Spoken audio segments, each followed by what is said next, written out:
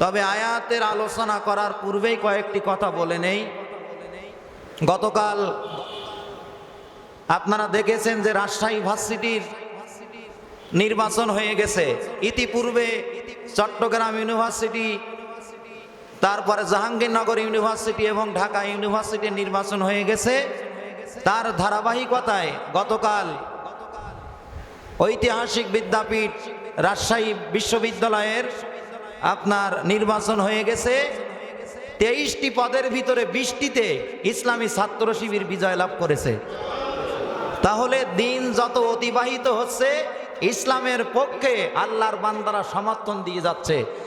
আমরা আল্লাহ পাকের কাছে দোয়া করি যে বড় নির্বাচন সামনে, আল্লাহ পাক যেন এই বাংলাদেশের বড় বড় বিশ্ববিদ্যালয়ে যেমন ইসলামপন্থীদেরকে আল্লাহ পাক বিজয় দিয়েছেন, যেন জাতীয় সংসদ নির্বাচনেও আল্লাহ পাক ইসলামপন্থীদেরকে বিজয়ী করেন। বলেন না আমিন। তবে তার পক্ষে আমাদের সমর্থন দিতে গেলে শুধু মুখে মুখে সমর্থন দিলে হবে না, যে কাজটা করার দরকার সেটা করা লাগবে। যেমন এই যে স্বাধীনতার পরে এত বড় বিজয় আল্লাহ পাক আমাদের দিচ্ছেন, এটা একমাত্র আল্লাহ পাকের রহমত এবং আল্লাহ পাকের প্রিয় বান্দাদের চোখের পানি এবং অনেক আল্লাহর প্রিয় বান্দাদের জীবনের তাজা রক্তের বিনিময়ের ফসল। বলেন সুবহানাল্লাহ। এই জন্য আমরা কবর জগতে চলে যাব, কে কখন যাব জানি না, আজ আছি কাল নেই। এই জন্য আমাদের সমর্থন যাতে আলেম ওলামার পক্ষে, ইসলামের পক্ষে থাকে, যেই সমর্থন দিলে পরে পরকালে আমরা জান্নাত পেতে পারি। আল্লাহ পাক যেন আমাদের সেই বিবেক সময় থাকতে জাগ্রত করে দেন। বলেন আমিন। তবে আপনারা দেখেছেন ইতিপূর্বে ছাত্রলীগ যখন বিজয় অর্জন করেছে, ছাত্র দল যখন বিজয় অর্জন করেছে, আল্লাহর শুকরিয়া তো দূরে থাক, আল্লাহর কদমে একটা সিজদাও তারা দেয় নাই।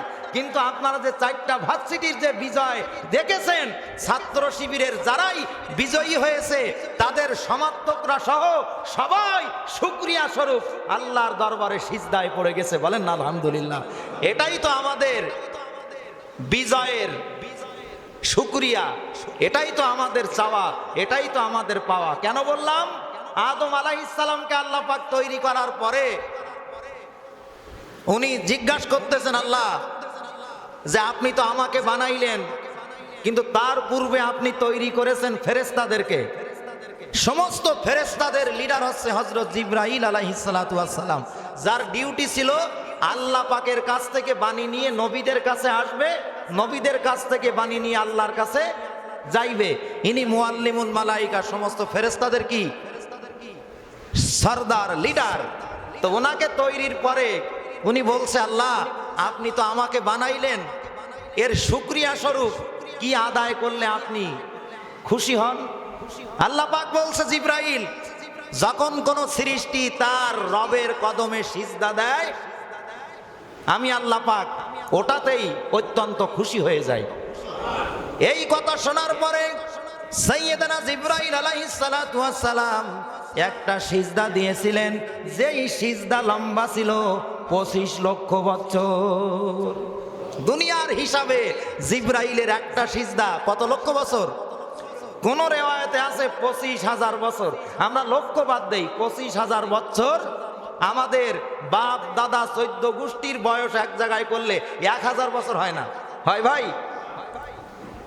25,000 বছর একটা সিজদার সময়। আর আপনি আমি এই জুমার নামাজ পড়বো 2 রাকাত ফরজ, প্রত্যেক রাকাতে আমরা 2টা সিজদা দেব। একটা সিজদা দিলে আমরা সুবহানা রব্বিয়াল আলা কমপক্ষে 3 বার 5 বার 7 বার পড়ি, 1 মিনিট লাগে না। আর জিবরাইলের একটা সিজদা কত বছর লম্বা? 25,000 বছর। জিবরাইল আলাইহিস সালাম সিজদা থেকে মাথা উঠানোর পরে নিজে নিজে কল্পনা করে আমার লম্বা সিজদা আল্লাহ পাক অনেক পছন্দ করেছেন, অনেক খুশি হয়েছেন।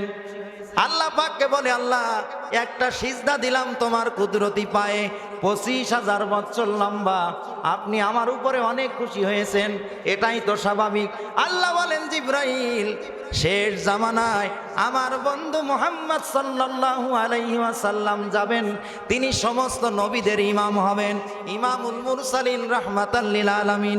ওই নবীর উম্মত দৈনিক 5 ওয়াক্ত নামাজ পড়বে, 1 রাকাত নামাজে 2টা সিজদা দেবে, একটা সিজদার ভিতরে তারা 3 বার 5 বার পড়বে সুবহানা রাব্বিয়াল আলা। একটা সিজদা দেবে উম্মতে মুহাম্মাদি, আমার বান্দারা, শেষ নবীর উম্মতেরা, একটা সিজদা 5 সেকেন্ড 10 সেকেন্ড সময় লাগবে। জেনে নাও জিবরাইল, তোমার 25,000 বছরের লম্বা সিজদার চাইতে আমার আখিরি নবী মুহাম্মদ সাল্লাল্লাহু আলাইহি ওয়াসাল্লামের উম্মতের 5 সেকেন্ডের সিজদার দাম আমি আল্লাহর কাছে তোমার সিজদার চাইতে দামি হবে। এই জন্য সমস্ত ইবাদতের ভিতরে নামাজ উত্তম।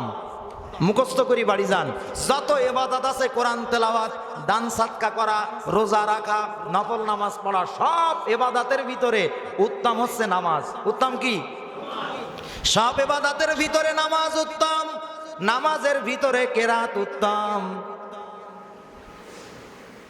নামাজের ভিতরে কেরাত উত্তম, তার চাইতে উত্তম রুকু সিজদা। আর টোটাল নামাজের ভিতরে বান্দা যখন সিজদায় যায়, এই দৃশ্যটা আল্লাহর কাছে অত্যন্ত মর্যাদাবান। এই জন্য আপনার ছেলে পাস করছে, গতকাল রেজাল্ট দিয়েছে না এইচএসসি, অনেক সন্তান এ প্লাস পাইছে, তাদের উচিত কি মিষ্টি বিতরণ পরে হবে, মেহমানদেরকে পরে আপ্যায়ন করব, যে আল্লাহ পাক এত বড় বিজয় দিয়ে সন্তানের কারণে আমি পিতামাতার মুখ উজ্জ্বল হইল, ওই আল্লাহর দরবারে আগে সিজদা দেব। ঠিক কিনা বলেন? এই জন্য দেখছেন যে টুপিওয়ালা দাড়িওয়ালারা এমপি পদে হোক আর ইউনিয়ন পরিষদ নির্বাচনে হোক, যদি জয়ী হয়, তারা ওইসব গালগপ্প দেওয়ার আগে চোখের পানি ছেড়ে আল্লাহর দরবারে সিজদায় পড়ে। তাহলে বলেন তো, সমস্ত ইবাদতের ভিতরে কি উত্তম? নামাজ। নামাজের ভিতরে কি উত্তম? কেরাত উত্তম। তারপরে কি উত্তম? রুকু। আর সবচাইতে উত্তম হচ্ছে বান্দা যখন নামাজের ভিতরে সিজদা দেয়। সুবহানাল্লাহ বাড়ি যেই বলেন। এই জন্য শুকরিয়ার কোনো সংবাদ পাইলে সিজদা দিতে হবে। বলেন না আল্লাহু আকবার। সিজদা দেবেন মসজিদে না কোনো পীরের দরবারে? বলেন কোথায় দেবেন? হ্যাঁ, মসজিদ সিজদার স্থান, মাজার জিয়ারতের স্থান, গোরস্থান জিয়ারতের স্থান, সেখানে সিজদা দিলে আল্লাহ খুশি হবে না, এটা মাথায় রাখতে হবে। যাই হোক, আল্লাহ পাক যেন আগামীতে আমাদের স্থায়ীতে মহা খুশির সংবাদ শোনার তৌফিক দান করেন। একটু জোরে বলেন আমিন। আর হবেই তো। আল্লামা সাইদি হুজুর বারবার প্যারেড ময়দানের মঞ্চ থেকে বলেছিলেন, এই চিটাগাং থেকেই ইসলামের পতাকা পথ করে উড়বে। আল্লামা সাইদির ভাষণগুলো দেখেন, প্রত্যেকটা ফল দিচ্ছে। চট্টগ্রাম বিশ্ববিদ্যালয় শিবিরের প্রভাব তেমন প্রকার ছিল না, এখন শিবির বিজয়ী। তারা দাওয়াত দেয়, আল্লাহর দাওয়াত, কোরআনের দাওয়াত, নবীর পথে দাওয়াত। ওরা দাওয়াত দিয়ে বলে না চলো উমুকের বাড়ি ভাঙবো, উমুকের মেয়ে উঠাই নিয়ে যাবো, এরকম দাওয়াত তারা দেয় না। এটা আল্লাহ পাকের রহমত। বলেন না আমিন।